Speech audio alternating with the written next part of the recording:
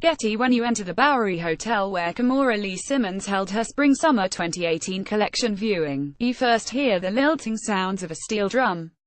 You pass through a darkened bar and exit into a sunlit, glass-enclosed terrace where the designer has positioned models, including her daughter Ming-La Simmons, in 2 rows on long white blocks.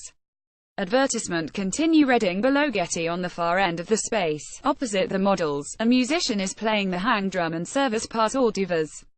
This was my first New York Fashion Week show that involved eating things, so I was already deeply invested and raving to anyone who still opens my snaps. After a minute, or 2 lamb meatballs, I realized the models were still standing there, just chilling in traditional tailoring with soft lines. Dressed in deep, vibrant hues of blue, pink, magenta and green that hugged their silhouettes while still feeling fluid, they stood still, their faces relaxed, staring into the middle distance somewhere between the standing crowd and the skyline behind them. Getty. Advertisement. Continue reading below. After a few minutes, they exited, and then returned in new looks.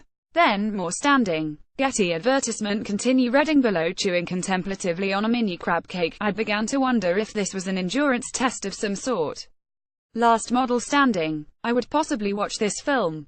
Getty. But then Kimora herself came out, hugged her daughter, stood for photos, and then the models left the rises.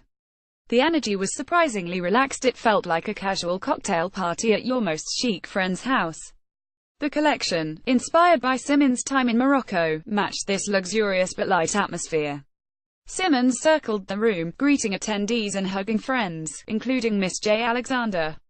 Getty. Her husband, Tim Leisner, entered with a gigantic black dog on a leash.